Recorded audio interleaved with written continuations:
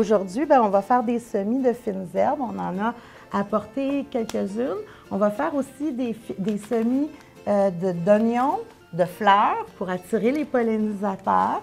Et puis aussi parce que cette plante-ci, souvent, elle est un répulsif de pucerons. Oui. On aime bien l'avoir dans nos jardins quand on a des plantes de tomates parce que des fois, les pucerons aiment trop nos plantes de tomates. Hein? Bien, tu vois, moi, j'en mets... J'ai une petite serre à la maison, fait que dans mon bac de tomates qui pousse dans la serre, bien, j'en mets toujours. Tu en as mis un. Ouais. Là, tu viens de t'éviter plein de problèmes que tu aurais autrement. C'est ça. Parce que dans la serre, quand tu commences à avoir des pucerons, là, c'est pour toujours. C'est très difficile de s'en sortir. On leur donne un milieu parfait. Ce sont des insectes qui vivraient autrement dans les pays chauds. Ils se permettent de venir ici, mais ils meurent. Mais dans une serre, ils ont le beau rôle. Là. Ils ont du plaisir. C'est ça. Donc, si on récapitule, il ne faut vraiment pas oublier d'observer nos sachets, s'assurer qu'on a bien compris à quel endroit on doit le mettre, de quelle façon on doit le planter, puis à quel moment je vais devoir ensuite aller le mettre en pleine terre ou bien dans des bacs à l'extérieur. Et aussi, est-ce que ça doit être au soleil ou à l'ombre?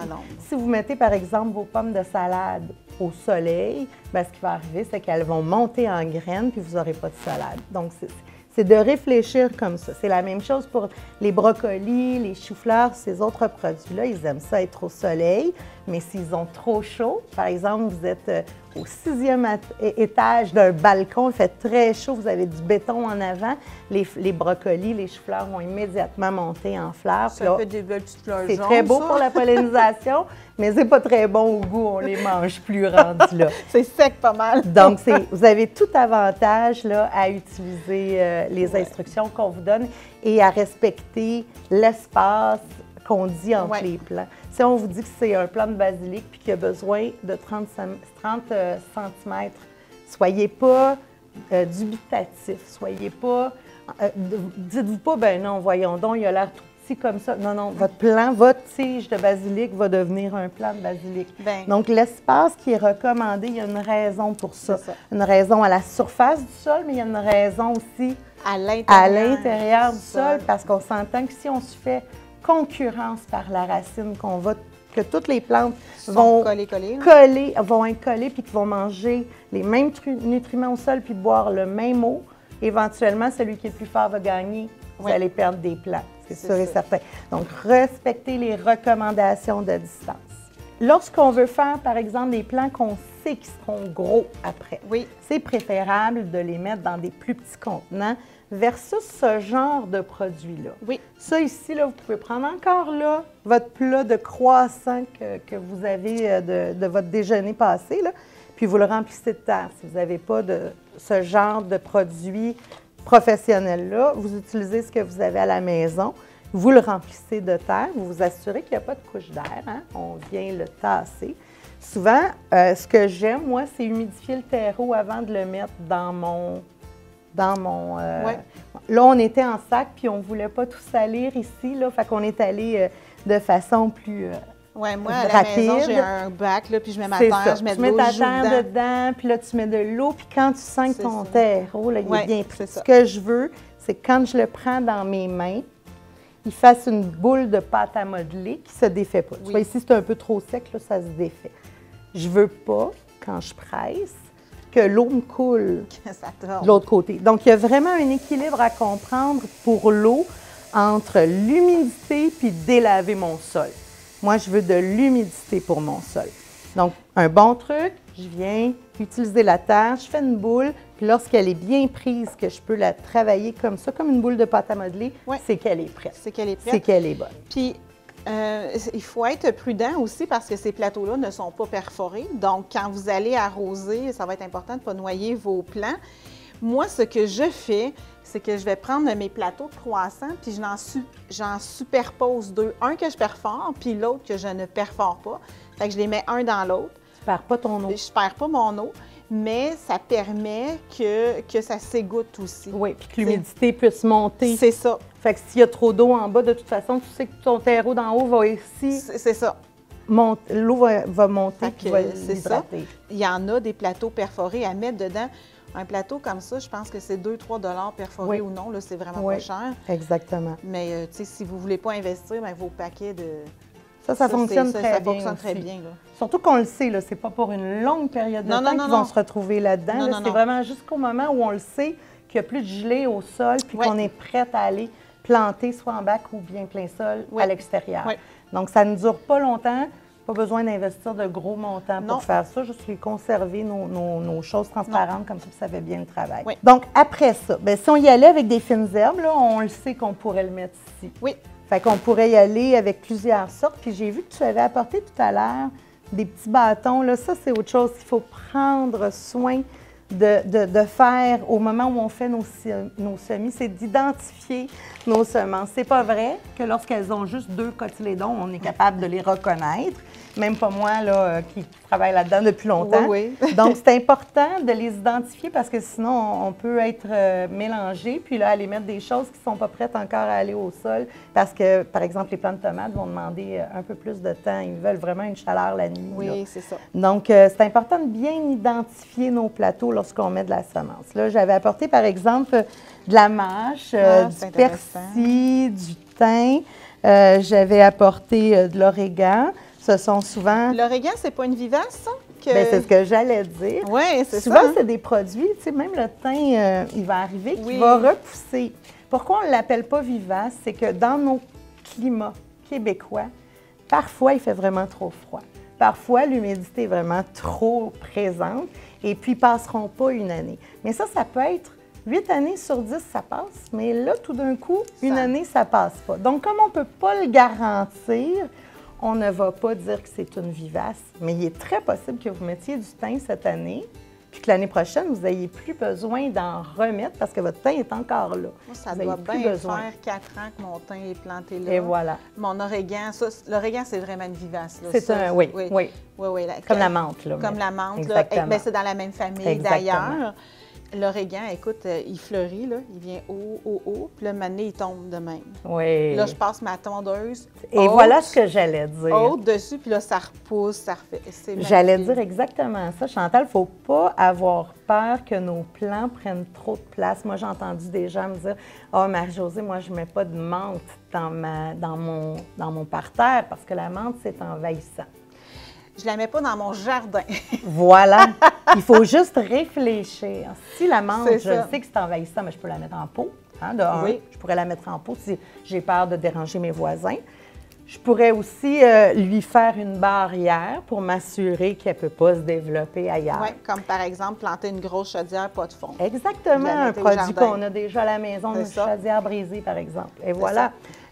Mais on peut aussi, si on n'est pas entouré de voisins, ou si nos voisins ont la même réflexion que nous, on peut les utiliser comme couvre-sol à la place du gazon, puis apporter de la biodiversité dans nos gazons.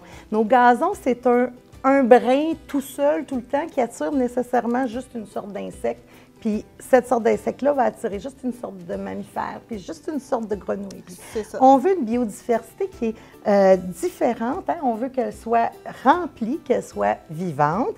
Pour ça, il faut qu'il y ait de nombreuses espèces. Puis pour ça, bien, il faut amener de la biodiversité. Il ne faut pas se gêner dans nos pelouses de semer du thym, de semer du trèfle, de la chili millefeuille. Certaines des plantes qu'on voit en vivace haute avec de longues fleurs, comme la chili millefeuille, lorsqu'on passe le gazon dessus, la tondeuse, merci, dessus, va rester très basse. Va faire sa fleur quand même, mais par instinct de survie, la hampe florale va être au sol. Donc, la plante va se reproduire par la racine, par ses semences, va venir apporter plein de biodiversité. Des pollinisateurs, les abeilles entre autres, qui adorent cette plante-là, vont venir s'établir dans la région. Puis, évidemment, vous avez un jardin, vous voulez que vos plants soient pollinisés, pas de pollinisation, pas de fruits, pas de fruits, tout simplement. Donc, vous avez tout avantage à attirer les pollinisateurs chez vous. Exactement. Oui, Il faut penser différemment. C'est sûr que si vous vous attendez de cette façon-là d'avoir un jardin, un gazon parfait comme dans un golf, bien là, c'est pas du tout le but, là. Mais votre gazon va être de plusieurs verres, ce qui va être magnifique. Et quand vous allez piler dessus, quand vous allez le travailler, quand vous allez le faire, ça va faire un tapis et l'odeur. Les fleurs Les aussi. fleurs. Par exemple, le thym, c'est embaumant. Oui. La menthe, lorsqu'on passe la tondeuse dedans, là, c'est vraiment une bonne odeur qui est dans l'air, on le sent. Moi, j'ai une dame qui a de la menthe juste pour son petit mojito de tous les vendredis. Non, mais ses voisins, à chaque fois, ils aiment ça, là, parce que l'odeur se répercute chez eux aussi. Fait que, donc, là, si on y allait pour un produit comme celui-là, à part pour le basilic là, qui pousse gros, je ne le mettrais pas là-dedans. Mais toi, tu me disais que tu ne te gênais pas, tu les mettais en Ah oui, moi, j'aimais dans ça. Là, aussi. Ouais. Donc, si on y allait, disons, là, pour se donner une idée ici, là. Moi, j'ai sélectionné la mâche parce que j'aime bien ce produit-là. C'est un produit qu'on a oublié ici au Québec et puis qu'on a tout avantage à revisiter. Si on regarde la semence, là, et je ne sais pas si vous pouvez la voir, mais elle est minuscule, minuscule. Donc, c'est à ce genre de semence-là que je pense quand je dis qu'il ne faut pas la mettre trop profondément dans le sol. Comme je disais tout à l'heure, dans la cosse se trouve toute l'énergie que le plant aura besoin pour se rendre jusqu'au rayon du soleil puis avoir des radicules pour pouvoir utiliser l'eau de la terre. D'ici ce temps-là, il faut que ça soit le plus facile possible parce qu'il y a une quantité limitée d'énergie qu'elle a. Si je la plante trop profondément, elle va prendre son énergie. Est-ce que tu veux mouiller ta terre? Oui, on va mouiller, c'est vraiment très sec. Mais si je plante trop profondément, l'énergie qu'elle va prendre à essayer de sortir du sol pour atteindre les rayons du soleil vont faire en sorte qu'elle sera plus capable après ça de répondre à la croissance comme elle devrait le faire.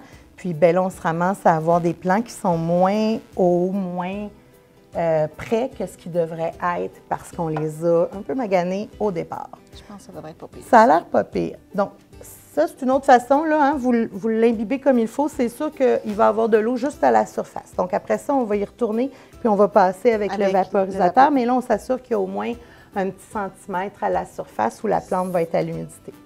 Dans ce cas-ci, bien, je voudrais, par exemple, peut-être faire 2 rangées de manches ou 1 rangée de manches. Puis après ça, on garderait les plus belles lorsqu'elles pousseraient, dans le fond, là, en fonction de la quantité qu'on a. Donc, lorsque j'ai bien rempli mon bac, je me suis assurée qu'il n'y a pas d'air.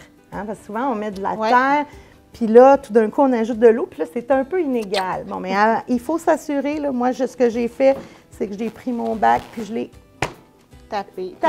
Je me suis assurée qu'il n'y a pas de couche d'air en ce moment. Là, ensuite de ça, je vais pouvoir me faire une ligne. Bon. Évidemment, là, vous pouvez prendre n'importe quel outil. Ma semence est très petite, fait que je pourrais faire ma ligne comme ça, par exemple.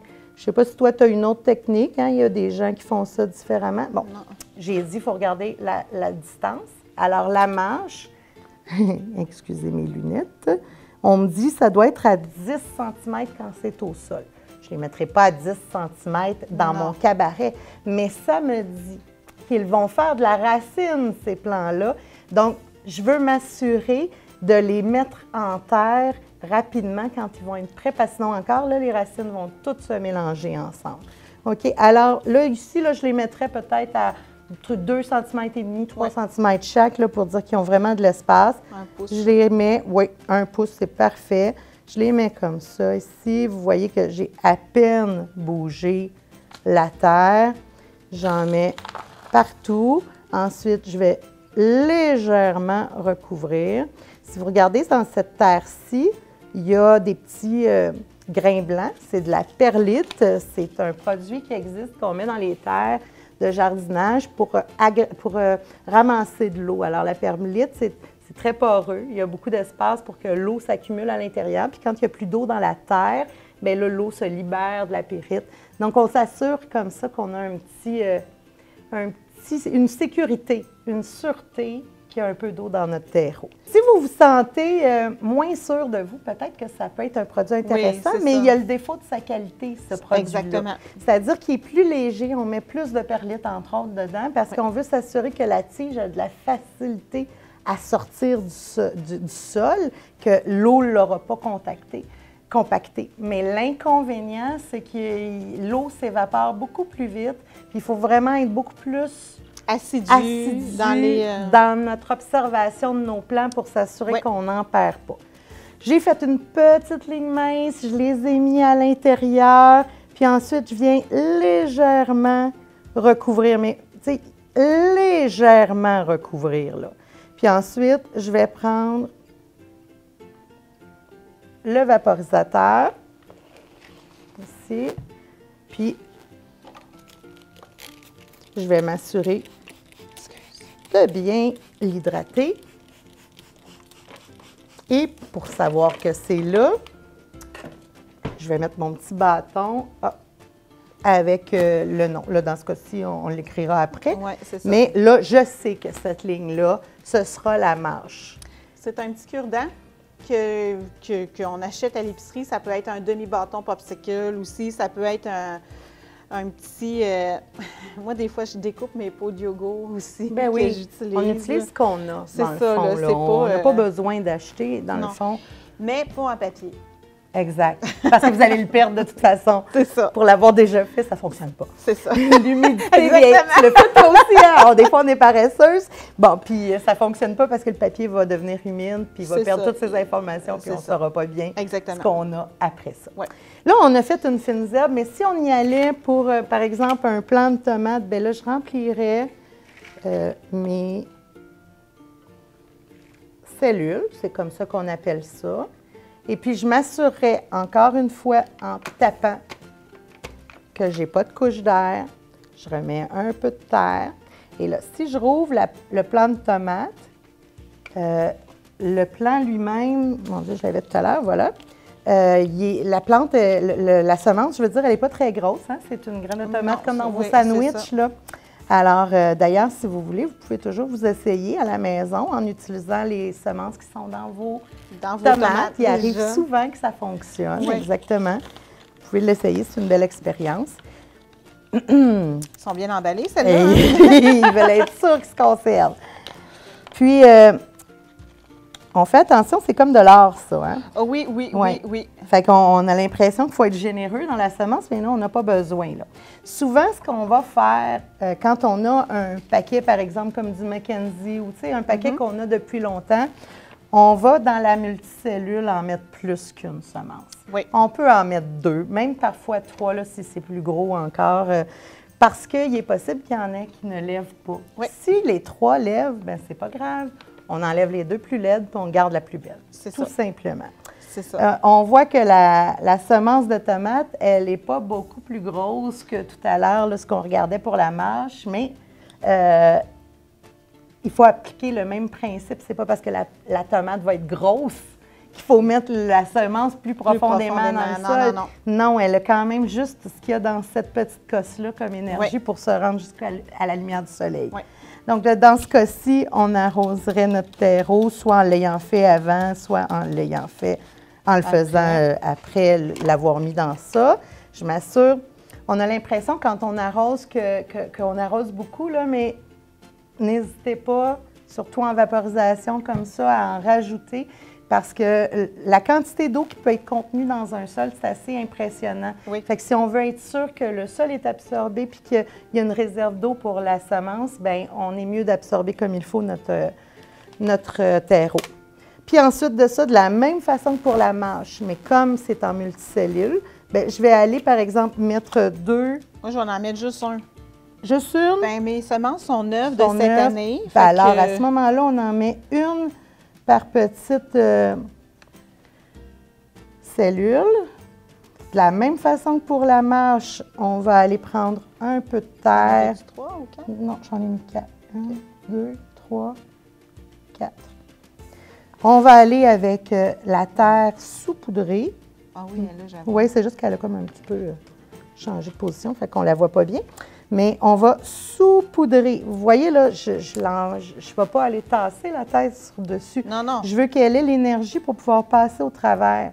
Puis, souvent, ce qui arrive lorsqu'on arrose avec un arrosoir à ce moment-ci, c'est qu'on va venir tasser la terre, puis compacter le sol. Puis là, c'est là que la racine a de la difficulté à sortir. Donc, en utilisant le vaporisateur, je m'assure de ne pas compacter le dessus, comme ça. Et de la même façon que pour les germes tout à l'heure, on met un dôme, on met un cello, on met quelque chose qui va venir reproduire l'effet qu'a la nature dehors, là. Alors, au printemps, lorsque les semences sont prêtes à être semées, elles ont passé l'hiver dans la neige. Après ça, elles ont été dans l'humidité de la pluie du printemps. Et quand elles sortent, là, elles ont été dans un terreau humide. Même si elles sont restées à la surface, elles germent quand même, puis la racine va s'en aller dans la terre. La terre, oui. Exactement. Et puis, on dit que c'est de l'art parce que bien, chacune de ces semences-là, c'est un plant. Il faut réinventer notre agriculture urbaine.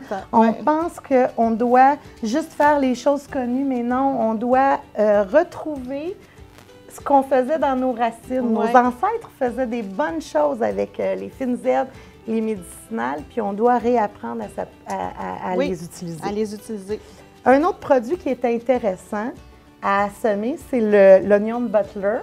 En fait, on l'appelle l'échalote, là, chez nous au Québec.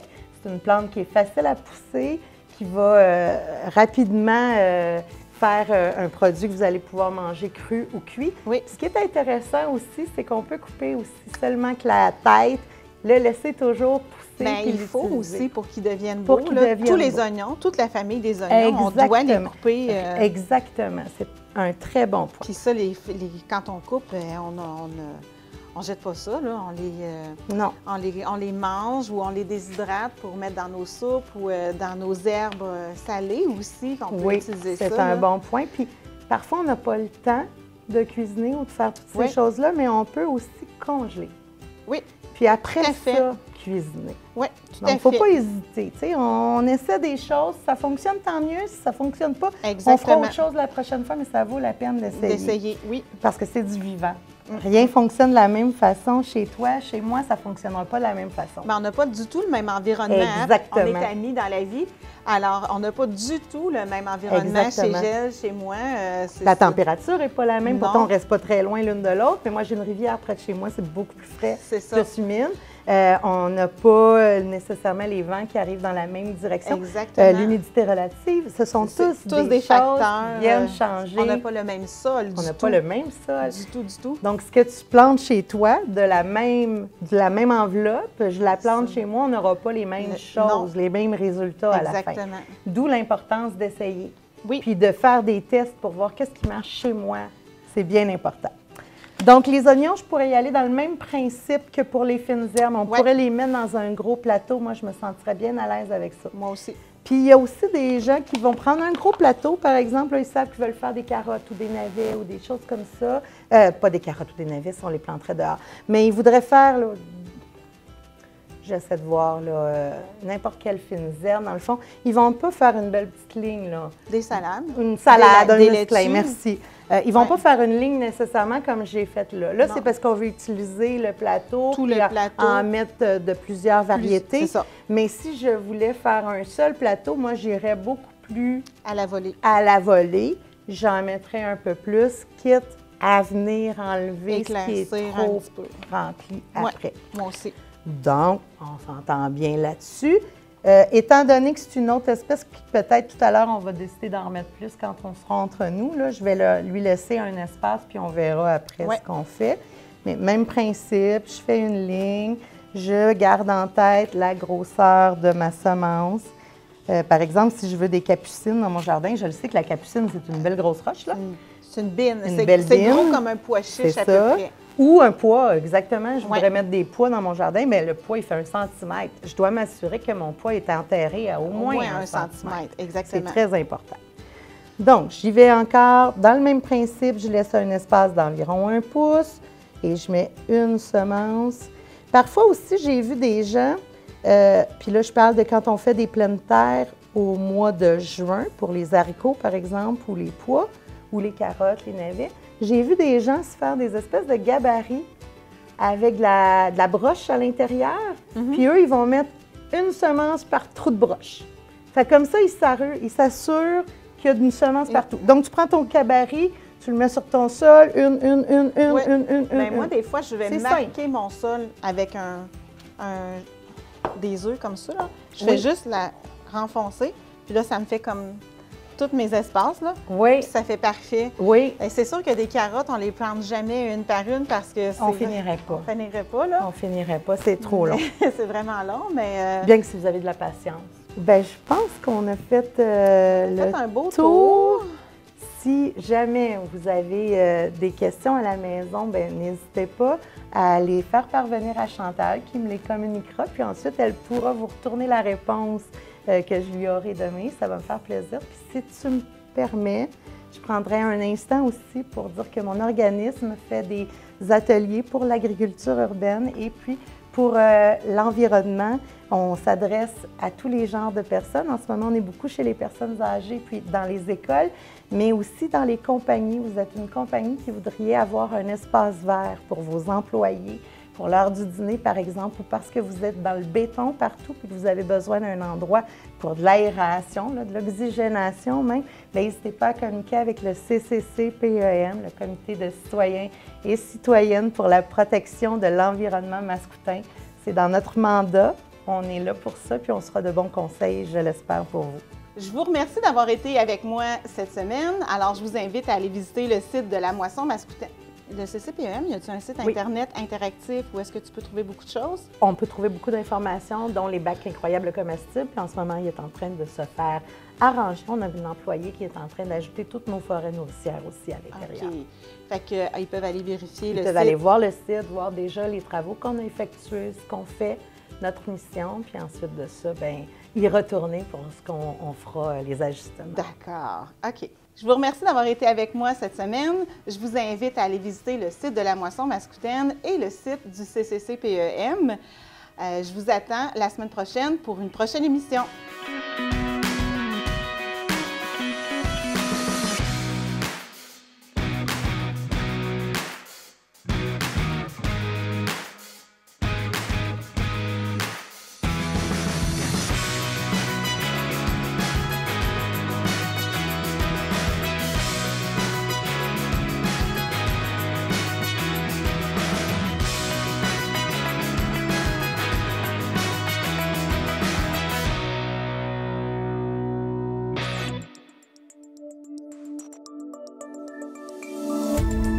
Cette émission d'Accès est appuyée par Cogeco et est rendue possible grâce à la collaboration de la communauté avec Nous TV.